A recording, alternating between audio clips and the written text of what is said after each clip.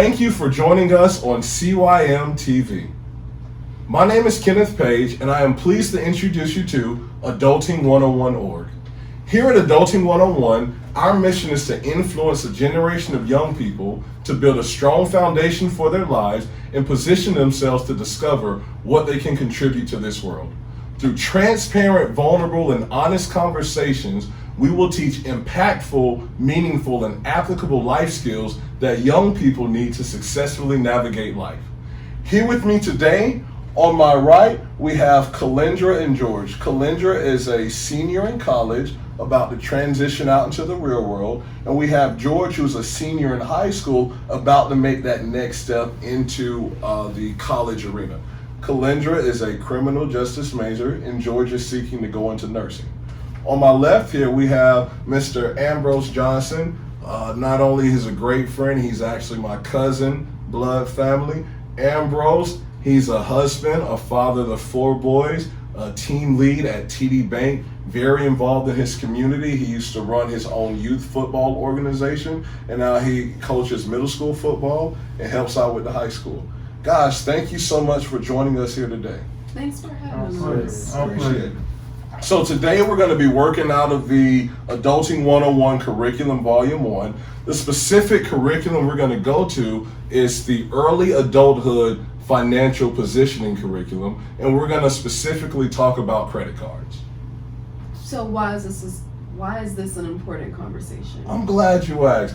This is an important conversation because when we're talking about the overall framework for our lives, and we've had these conversations, you all have dreams, you have goals, you have ambition, aspirations, things that you want to accomplish with your life. So when you get in your older years, I'm in my 30s, Ambrose is in his 40s, when you get in your older years, you're going to find a lot of things tugging and pulling at you. When you're trying to, acquire wealth, when you're trying to buy a house, purchase a car, things along those lines, that's going to fall into this framework that we call quality of life. How much enjoyment are you getting out of your life? What does your, finances look like? What does your family unit look like? What does your time look like? Where are you obligated? How much time do you have to spend with that? So when we're talking about that overall picture, there's different facets of that. One of those things is finance, and a huge picture of that is credit. Do y'all want to buy a house one day? Yes. Would you like to pay like $100 less on your car payment than other people? Mm-hmm. A big component of that is having good credit. And something that we notice hurts a lot of young people early on, and then when they get our age, trying to buy a house, trying to do stuff, we realize we have bad credit, we have things that we need to work on to fix it. And a large portion of that comes from improper credit card usage. Because you're going to find a lot of credit card sharks. They want you all to have credit cards as soon as possible. They want you to have it as soon as possible because they're banking on you misusing it so they can put a lot of money in their pockets. So this is an important conversation that we're going to have because it's going to help position you and help guide you so that later on in life, when you're ready to do bigger and better things, when you're trying to live in your purpose, achieve the things that you were created to achieve, you're not going to have this weight holding you down and dragging you down behind it. So that's why this is an important conversation.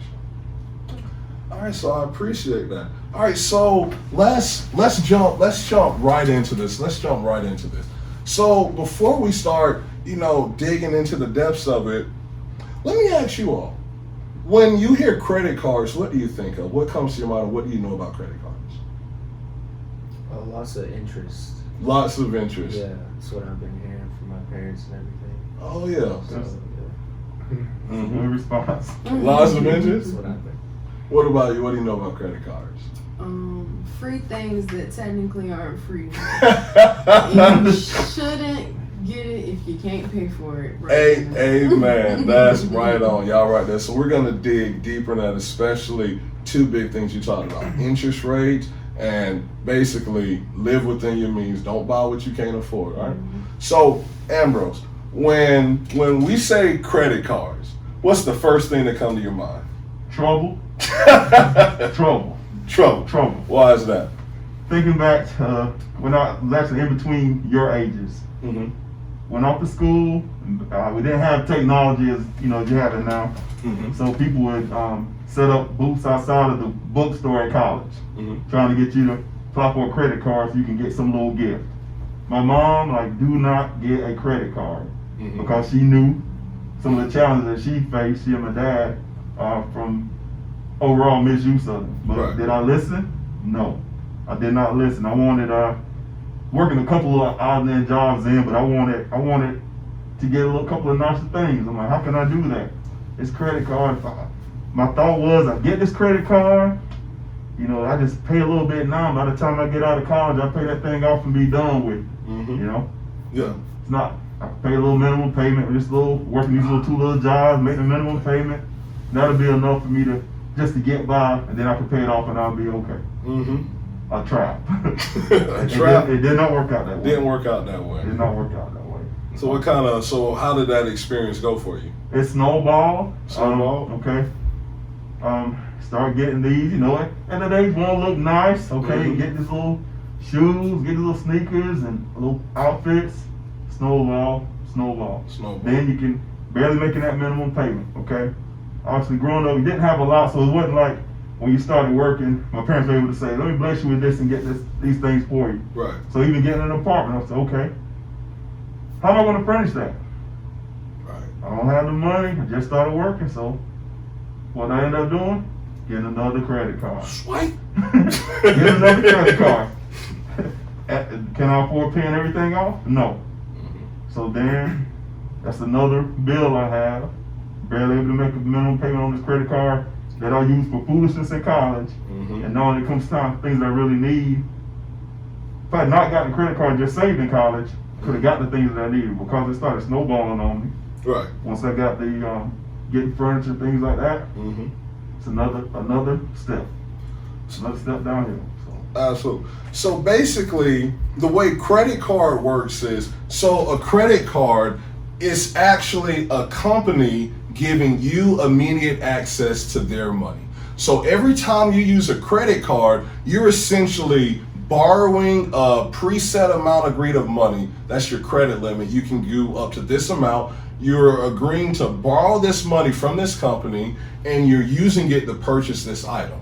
Now, most of the times, as Ambrose was talking about his story, and Kalendra pointed out earlier, free things is not really free. The reason it feels free is because it's not your money. You're not using it in that moment. When I swipe my credit card to buy something, it's not affecting me financially. I'm agreeing to say, hey, I don't have the money today, but I'm gonna have that money tomorrow. So when we talk about snowballing it, it's because we've made that choice too many times to say, I don't have this money today, and I'm gonna take care of this thing tomorrow, right? So when we're talking about credit cards and buying something, because you pointed out you got your first apartment, you used it to buy some furniture. And when you go off and get your own place, you want to have stuff. Now, you don't want to sit on the floor. In my first place, we didn't get furniture for like 2 months. And if I had a credit card, I probably wouldn't have taken that long, right? Because you don't want to go through that. But, Ambrose, what it hears like we're talking about is wrapped around and using a credit card properly has to come a level of, delayed gratification, a level of sacrifice, a willingness to say, hey, I can't afford this thing today, so I'm going to wait until later on. So when we're talking about like properly using credit cards, we also have to talk a little bit about, spending habits, right? So when we say spending habits, what does that mean to you? How many things you buy, the cost of those things, like on a regular basis, really. Right. So. What about you? Just being a good keeper of your finances, actually writing out what you should spend and what you shouldn't spend. Absolutely. That's a piece of budgeting right there, right on the money. So when we're talking about spending habits, those are some of the things that we have to consider. Budget, do we have the money, keeping track of it, what am I gonna buy, when am I gonna buy it? Because when you monitor those things, you don't find the need to use credit cards as much. All right. So you told us earlier about, that was your uses of credit cards earlier on in your younger years. So 15, 20 years have gone by. Have you, what's changed about credit cards to you since then? For a while, after it took so long to dig myself out of that hole, it's by the grace of God, I did not want a credit card, period. Right. It was, I don't care what it was cash or nothing.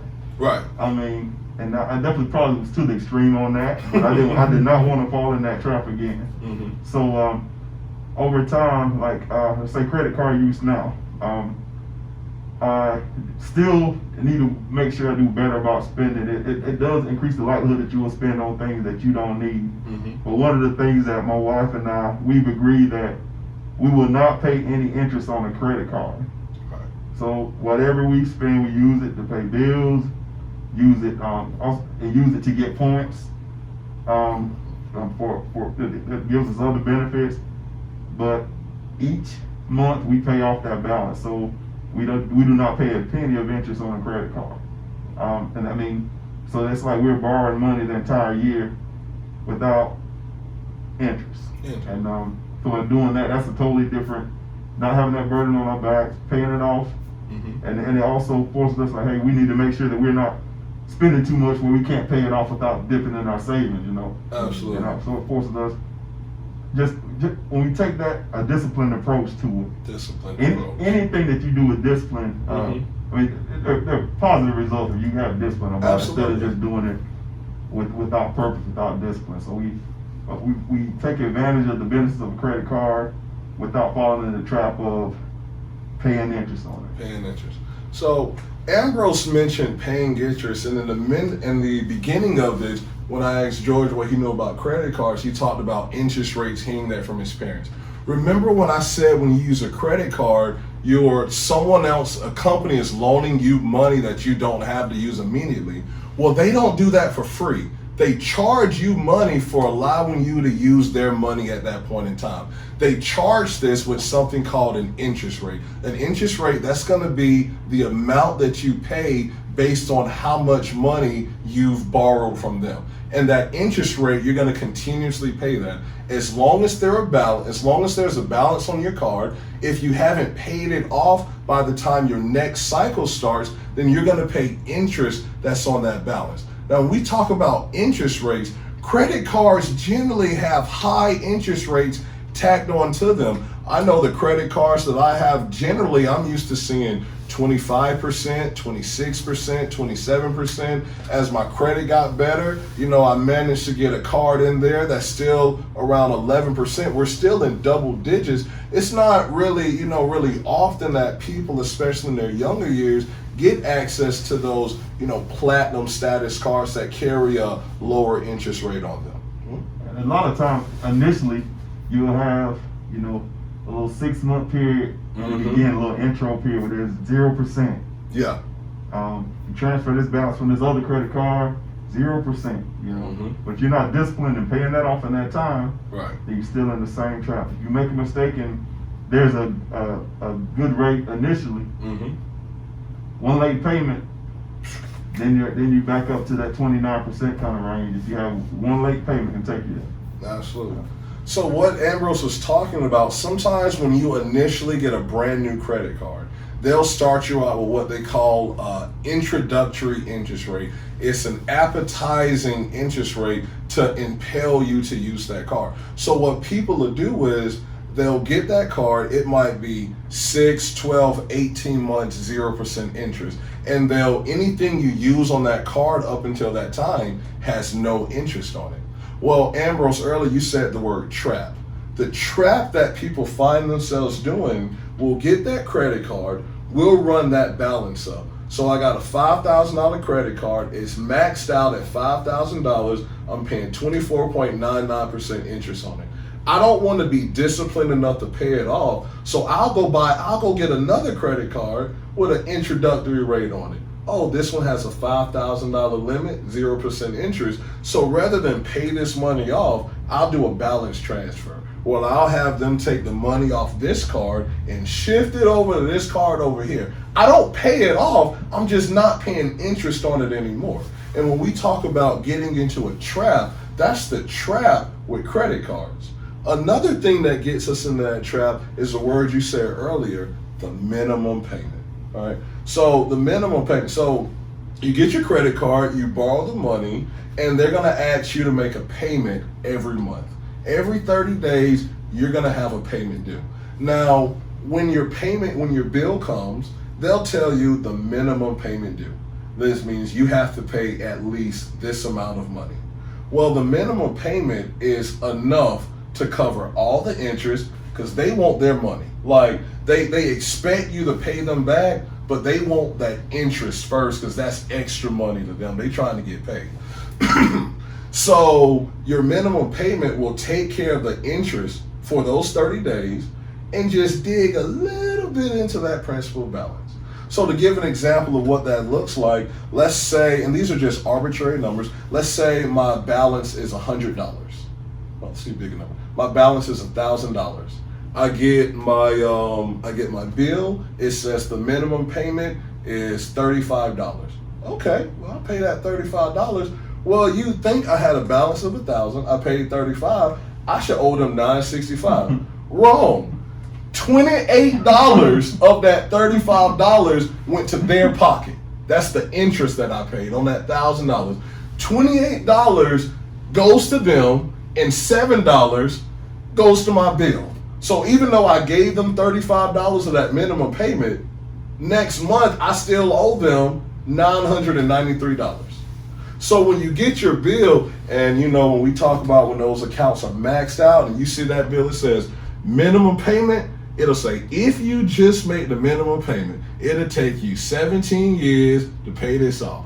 Like real talk. So what happens is when we're talking about the trap, the misuse of it, because remember, you use credit cards to buy stuff that you don't have money for in the moment. And the reason that you fall into that trap is because you make a habit of continuously buying things that you don't have money for in the moment. And the only way to combat that, like we said, it's going to do some discipline. It's going to take some patience. It's going to take some hard work, some effort, some budgeting, the harder things that you have to do so that you avoid getting into this situation. Now, sometimes I wonder, why do people fall into that trap? Well, I'll tell you why. Let me tell you how good that minimum payment does you, right? So every now and again as an adult, you run into situations, especially if you ever replace cars on a truck or SUV, that's about, if you're getting a brand new, that's about $800 coming out of your pocket right then and there. Well, it's kind of appetizing to say, you know what, instead of me spending $800 today, if I charge it on credit, I can pay it off over the next couple of months. That helps your budget out. It helps your cash flow. But when you don't discipline yourself, because a lot of times, those cards will say, you purchase something, if you pay it off in 6 months, you won't pay interest. I know I got an Amazon card like that, a Home Depot card like that. I got a credit card just for car repairs because it offers 6 months interest free if you pay it off in that time period. Well, you're going through that. Instead of me spending $800, I really only have to spend $40, right? And that adds up. Well, if you do that enough, well, you know what? I can spend another $1,000 here. I saw those shoes. I want them shoes. They going on vacation. Let me go on vacation. Oh, we balling tonight. We splurging tonight. I want the appetizer with the soup, the meal. Bring me the bottle of wine, all of that. When you start stunting and living like that, because it's less of a tug on you, knowing like, hey, I'm not gonna spend $200 tonight. I'm gonna spend $30 3 weeks later, right? It just keeps adding up. So eventually we find ourselves with, I don't know everyone, but talking about that trap. And let me know if you've ever been here before. Not when you have one card maxed out. When this card is maxed out, this card is maxed out, this card is maxed out, and this card is maxed out. Now your minimum payments are so high, so your cards are maxed out. I can't use my cards. My minimum payments are so high that I can't afford to pay more than the minimum payment. So I'm in this trap where it's just going to take me years to pay this thing down if I don't get any discipline. Now, sometimes people get into those for, just being undisciplined, being immature. Sometimes people find themselves in situations where they're paying bills on their credit card. You can't pay your mortgage on your credit card. You can't do that. But if you end up paying your phone bill and all of these other things like that, you can do it. But again, you're still gonna have to come back and deal with that money. So, have you ever gone through a period where you found yourself in that snowball trap? Absolutely. How did that affect like the overall quality of your life? Felt a huge weight on me, Mm-hmm. and then I could never shake it. Never shake it. Because you felt like that weight was there. You feel like even if I am disciplined, I'll never get this off my back, and that's a hard feeling. Mm-hmm. Like, even if I am disciplined, it'll take me forever to get this off my back. Like, why should I even try? Right. You'll feel that. Mm-hmm. But step by step, month by month, you're being disciplined. Generally as you work, you become more proficient in your profession. Generally, your income increases. Yeah. And if you're disciplined in that, that's ways to kind of help pay down some of those things. But it's easy to get into, but it takes a while to get out of. That's for sure. It absolutely takes a while to get out of, and it's easy sometimes when you feel like burdened with this big ball, and like when you legit are looking like 17 years to pay off, 13 years and I can't even afford to get it paid off any sooner. It really can feel like, what am I working for? Like I remember one point in my life where I was so bogged down in credit card debt. Most of those should get paid every 2 weeks. That's 2 checks a month. About 80% of one whole paycheck went to credit cards. Not stuff that I was using, stuff that I was paying for making bad past decisions. And you're looking at it, and I mean it's there, let alone like I still got all the other bills to take care of. So, you go through this moment, it's like, forget this, I'm just gonna let it go into collections. And that's where the big problems really start to snowball on you. Because let's talk about what happens when you quit making your credit card payments. First thing that happens, one, they're gonna call you.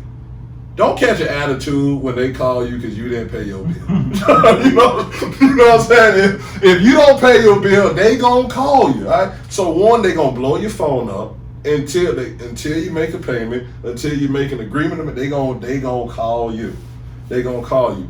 Two, you're gonna get your first negative hit on your credit report, a 30-day late delinquency. You're gonna get that late payment on your credit report, and your credit score will not recover from that late payment for about a year. Depending on other factors on your credit, it's complex, but just generally simplistically speaking, if you get a late payment on your credit report, it might take a year for it to stop heavily impacting it. Because you and I, we both, every day, our job, we're looking at credit reports, and you see it, oh man, their credit report looks great, except they got this one late payment and now their score is ridiculously low and we can't fund them for this loan. All because of a simple late payment, something small.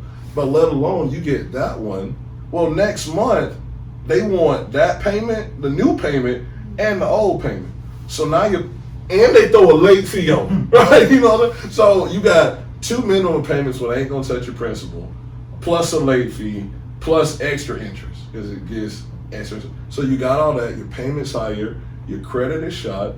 But when people make that choice to say, I'm not gonna pay this one is gonna follow, this one is gonna follow. So now you might have a couple 30 days, you don't pay it, those turn into 60 days, 90 days. Now you got things on your credit report 3, 4, 5, 6 months late. Well, 6 months later, most lending companies do something called a charge-off. A charge-off on the credit, and it's kind of crazy because a charge off in your credit report, you know, we read it and we recognize they're saying we've given up on collecting money from them. We just feel like they're not gonna pay us, but that don't mean they don't owe us. So they probably not gonna call you no more, but your credit report is gonna continuously go downhill. Then the day you decide, hey, let's go buy a house. I'm really looking at a house. And then you go look at your credit report. They pull your credit report. You got a 517 credit score. You can't do nothing with that. Now you're trying to repair your credit. And there are a lot of great credit repair agencies out there, but they're going to charge your arm and a leg to fix your credit.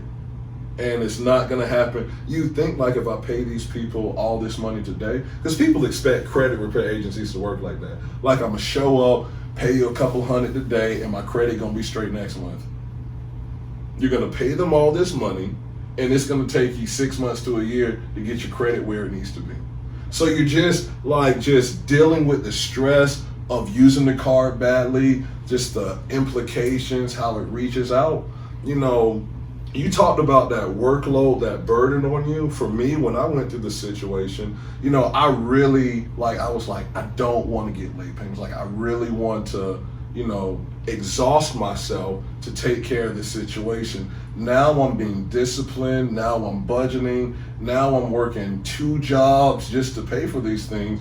And you know, that takes a toll on you. You know, my heart goes out to anybody that's, you know, in a situation in life where they have to work 2-3 jobs to make ends meet, where they're having to rob Peter to pay Paul, or going through the situation where it's like, well, I can be late on this one to get this, like moving stuff around. You know, my heart goes out to those situations because it's tough.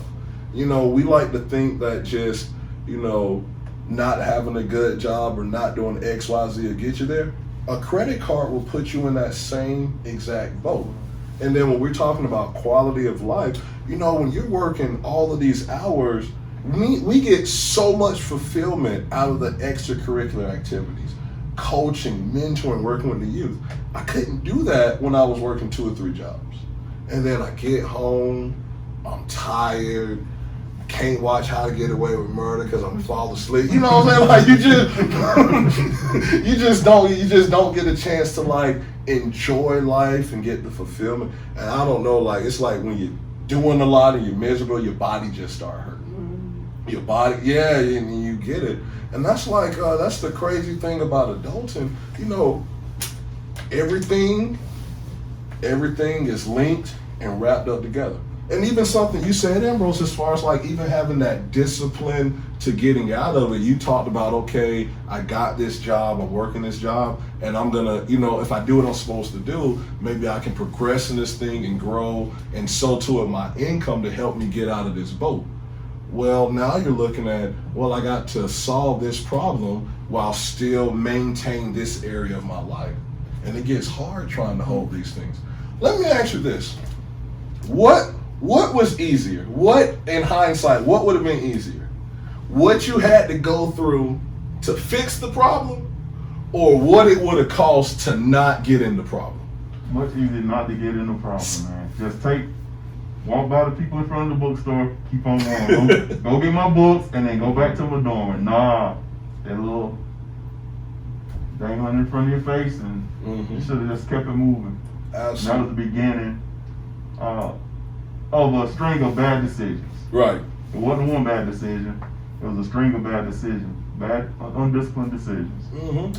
Because, you know, I remember when I was in school, what my advisors tried to get me to understand in the classroom was that the way you do one thing is the way you do everything. So if I start slipping over here, it's only a matter of time, before that same mindset starts to fall into these other places over here. So it's so easy to, you know, you let one thing go and it can just crazily impact you. Like that completely, you know, threw me off growing up, realizing like, man, it's a little piece of plastic. Not a little piece of plastic, how much it can actually do. Now, we've talked a lot about, the negative sides of credit cards, but there has to be some positive benefits to it. When you think of, like, what would you call the positive side of the credit card? If you pay it off every month, to be able to use it and not paying any interest, to be able to get a 0% loan in perpetuity. Absolutely. That's one.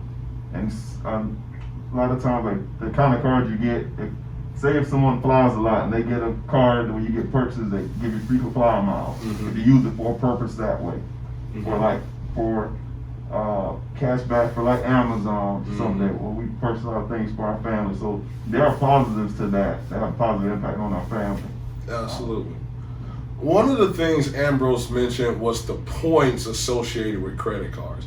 Most credit cards, well, some of them, they'll have a point system attached to it, meaning every time you swipe the card, every time you use it, there's a small, it's really small, it's really small, a small percentage of an award attached to it. So what will happen is, so if you're being as disciplined as you are, I'm going to use this this month. My statement balance comes on the 15th.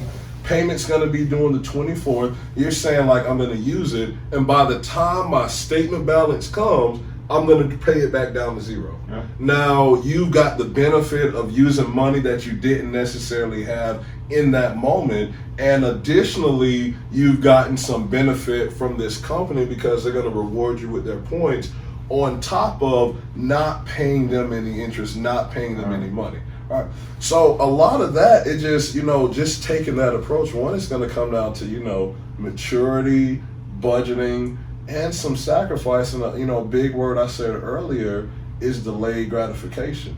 Delayed gratification, that concept, meaning I'm going to delay my gratification. If I do this now, I will be gratified in the moment, but I'm going to make a choice that's going to delay that gratification. And the truth about life and the way a lot of things go, anytime you make a conscious decision to delay your gratification, what you're getting in the future is oftentimes greater than what you're getting in this moment now. Whether it's just, absolutely like that, or you're looking at, in the case of trade-offs, what does it cost to stay out of the trouble versus what it costs to actually get out of trouble, right? So that's, there's going to be a lot of things tied into dealing with credit cards. But I think, the major thing is, like, really understanding how much power this has to affect your life. It can be something that's really beneficial. A utility in your house breaks, a stove or something. Not everybody has thousands of dollars just sitting there. So with the ability to say, hey, I'm going to go get this new washer, this new refrigerator because this one broke, without having the money but having the discipline to pay it back off, it can be a huge benefit. There's even certain times, you've known people that have lost their job. And in that time transitioning back to finding a job, still trying to stay on top of their bills, maybe their savings wasn't where it needed to be, they've managed to work out a deal where, hey, I can sustain myself on this credit card, but then having the wisdom and discipline to immediately take care of that debt as soon as they get back on it. Because let's face it, life is going to throw curveballs left and right.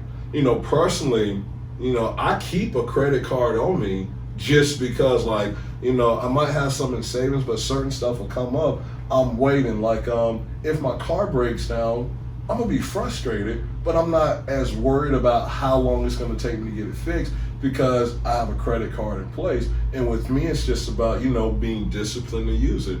$1,500 in payments earlier this year, I paid it off in 3 months. So, didn't have to pay the interest, wasn't down and out without a vehicle for a while. So there are actually, some positives, to using them, right? So I think the biggest thing like that I want to convey is just, taking an understanding to credit cards, just the power that's in them, how they can affect your life, and then working on some of the natural skills, the natural things that you need in yourself to handle those better. We're talking about discipline levels, monitoring your spending habits, taking a tune to doing a budget, delaying your gratification, sacrifice, working hard to say, maybe I'm going to increase my income, so if I have more money coming in, I won't have as much to, spend on credit. I can buy this with cash as I can afford it because I've done what I need to do in my career and my job to increase my ability to make money. So, final closing thoughts. Take his advice. My mom told me, she preached that. Did I listen? I didn't. His mom told him, and I told him too. Got out there, didn't listen. But you're in a different phase. You can listen. You're at a point where you can't control that. Right? So receive that, make those good decisions so you're not on this side telling how your poor decisions negatively affected you. You can be on this side saying, I did these things the right way and look where I am, I have a question. What's up? So even if you don't necessarily need a credit card, would you still recommend getting one just to build your credit? Even if it's like small things? Absolutely. We're all gonna go through a stage where we have to have credit and we have to build our credit. And the only way to build credit is to use credit. There's a whole lot of different things you can do to start building your credit. A credit card is one of those. My first credit decision was my Amazon card. I bought a TV. It was a 40-inch TV, $400 out of my junior year in Coastal Carolina. I bought that TV on credit. Now, I bought it because I knew I had money coming in. I knew, no doubt, that I would be able to pay this thing off. I knew I had money coming in. I knew, I could do that. So doing it that way, but it just requires discipline. The discipline of saying, you know what, I got $10. Maybe I'm gonna eat off the dollar menu. Maybe I'm gonna go cook something instead of going out buying these wings, so I don't have to use my credit card. But you're absolutely right. A credit card is something that you can use to help build your credit. As long as you're disciplined. Absolutely. What would be your first thoughts on budgeting, like how you should budget? My first thoughts on budgeting and how you should budget. My absolute first thoughts on budgeting, I would say do it. Like just simply just going out there and doing it, because people are afraid of budgeting. We think of budgeting as a restriction.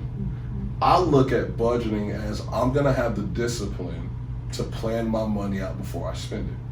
The way I look at my budget is I can buy whatever I want if I can discipline myself to write it down before I spend it. So before I get paid every other week on Friday, my goal is to spend money according to my budget.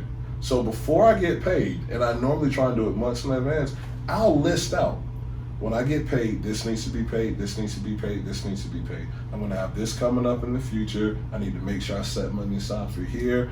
I kind of probably need to get my hair cut. I really want to go out this weekend. I really want to do that. So the more I try and I want to do this, and this with my money, my goal for myself is just to write it down before I spend it. And what I feel like that does is it brings a lot of awareness to your actual spending. It's easy to eat at Chipotle every day because it's delicious. You're going to be bothered by eating Chipotle every day if you actually look at your budget and you're thinking about the things you need to buy, and you're like, I spent $243 at Chipotle this month. Could I have saved money? Could the $8 and sometimes like $6, $7, $8 don't seem like a lot, but realistically, you can spend $8 on this meal, or you can really feed yourself for like 3 days on those same $8 you know how to cook, and just constantly making it. It'll just position you better on. And one thing about budgeting, it forces you to be honest with yourself, because you need to look at your own spending habits. And sometimes that can be it'll shock you if you look at it in aggregate. If you look at a transactional basis, $5 here, $8 here. Look at the course of a month. Absolutely. That it can it's humbling. When you look at it that way. It really is eye-opening. It is. And you guys actually, we're running out of time on today. But you guys pose some great questions because you're right. You know, it's hard to just talk about credit cards without talking about the budgeting, without talking about building credit. So we're going to put a pin in this right now and make sure you come back and join us as we're able to pick this conversation up and go more into the details and intricacies of finance. I hope after today you come into a better understanding of not just what a credit card is and how it works, but how it really fits into the framework of your life, how much power it has to throw you off, to help you or to hurt you, and how you can use that as a tool to help position yourself so that when you are older, you're in a position to do the things with your life that you would really like to do. Again, I thank you so much for joining us. Thank you for your time. Thank you so much for tuning in with us today. This was Adulting 101's first broadcast, and we were fortunate enough to do it through CYMtv. This was a very good conversation. Thank you so much, Ambrose, Kalindra, and George, for joining in with us. I hope you all at home learned a lot about credit cards, a lot about the dangers that could be involved with them, so that you can make better decisions when you get into our shoes and set yourself up right for life. Going forward, I want to have a call to action for you. Make sure, you reflect on this information, make sure you pulled something out of it, and that it's in an applicable way for you, that you can actually put it into practice and use it. If anything in this video blessed you or touched you, make sure you like it, make sure you share it. I just want you to find at least 2 people to share it. At Your Mind Ministries, we have a slogan, each one reach 2. So you're one person watching this, go ahead and share this with 2 people. And I want you to know, CYMtv, we do broadcasts 7 days a week, so make sure you follow us on Facebook, on YouTube, check us out, stay tuned. Every day we're going to have something for you, and then make sure you come back next Thursday so that you can see the next installment that we have for teenagers. It's not going to be Adulting 101 next week, but every week, CYMtv is going to provide something for the teenagers for that. So, and then at the end of the credits, you'll see the contact information for Adulting 101 org. So if you'd like to contact us, any feedback, questions, comments, or concerns, we'd love to hear from you. And if you message us or you interact with us on our social media, Adulting 101 org, that's our Instagram and Facebook, make sure you hashtag do adulting, hashtag do adulting. Thank you so much, and enjoy your day.